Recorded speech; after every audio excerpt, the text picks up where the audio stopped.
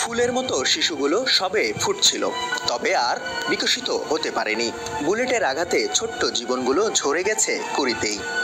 বাবার কোলের মতো নিরাপদ আশ্রয়ও তাদের আঘাত করেছে ঘাতক বুলেট। আবার কারফিউ মেনে ঘরের কোণে থেকেও কারো জীবন সৌরভ মুছে গেছে বারুদের গন্ধে। কোটা সংস্কার আন্দোলন ঘিরে কয়েকদিনের সংঘর্ষে অন্তত 9 শিশু গুলিতে নিহত হয়েছে। তাদের বয়স 4 থেকে 16 বছরের মধ্যে। নিহত 4 জন মারা গেছে নিজ বাড়িতেই, 4 জন গুলিবিদ্ধ হয় সড়কে। সব ঘটনায় প্রত্যক্ষদর্শীর ভাষ্য, আইন শৃঙ্খলা রক্ষাকারী বাহিনীর গুলিতে প্রাণ গেছে এই শিশুদের। আন্দোলনে যোগ দেওয়া 18 বছর বয়সের কয়েকজন নিহত হওয়ার তথ্য পাওয়া গেছে।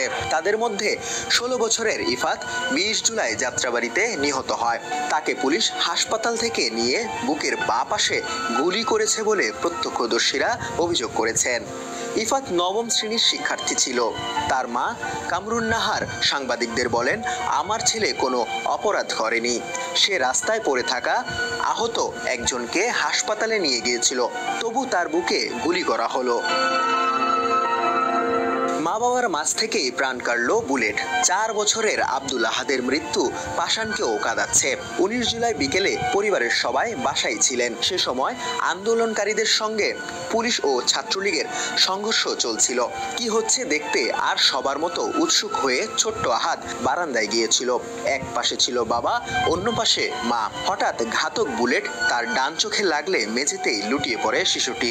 রক্তে ভেজা সন্তানকে বুকে নিয়ে সংঘর্ষের মধ্যেই ঢাকা মেডিকেল কলেজ হাসপাতালে যান বাবা আবুল হাসান। শিশুটিকে নিবিড় পরিচর্যা কেন্দ্রে লাইফ সাপোর্টে রাখা হয়। চিকিৎসকরা জানান, গুলি চোখ দিয়ে ঢুকে মাথার ভেতরে আটকে গেছে। 20 জুলাই রাতে আহাদকে মৃত ঘোষণা করেন চিকিৎসকরা। বাবার কোলেও থাকেনি নিরাপদ নারায়ণগঞ্জের ছোট্ট শিশু রিয়া গোপের। বয়স হয়েছিল সবে 6 বছর। স্কুলে যেতে শুরু করেছিল কেবল। পুতুলের মতো মেয়েটি 20 জুলাই নারায়ণগঞ্জ সদরের নয়ামাটি এলাকার বাড়ির ছাদে খেলছিল। গোলাগুলি শুরু হলে বাবা তাকে কোলে নেয়। হঠাৎ একটি গুলি এসে লাগে রিয়ার মাথায়। ওই দিনই তাকে ঢাকা মেডিকেল কলেজ হাসপাতালে ভর্তি করা হয়। তারপর 25 জুলাই নিভে যায় রিয়ার জীবন প্রদীপ। ঘরে থেকেও জমদূত বুলেটের হানা। টিয়ার শেলের ধোয়া ঘরে আসা ঠেকাতে 11 বছরের শাকফাত সামির জানালা বন্ধ করতে গিয়েছিল। তখনই একটি গুলি এসে বিদ্ধ করে তাকে। চোখ দিয়ে ঢুকে মাথার পেছন দিয়ে বেরিয়ে যায়।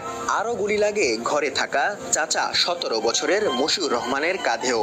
মাদ্রাসায় 5ম শ্রেণীতে পড়তো সামির। তার পরিবার থাকে রাজধানীর মিরপুরে কাফরুল থানা সংলগ্ন বাড়িতে।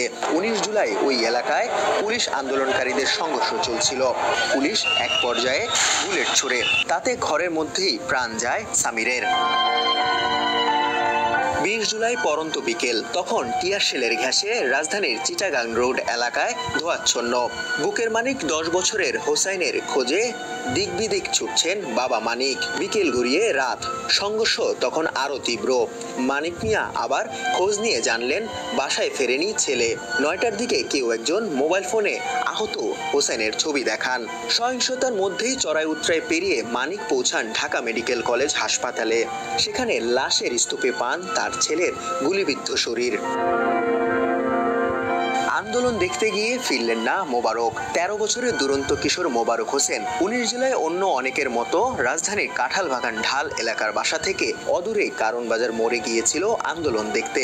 সেদিন বিকেল 5টার দিকে ছেলের মাথায় গুলিবিদ্ধ হওয়ার খবর পান মা ফরিদা বেগম। গুলিবিদ্ধ ঝাঁঝরা তাহমিদের বুক।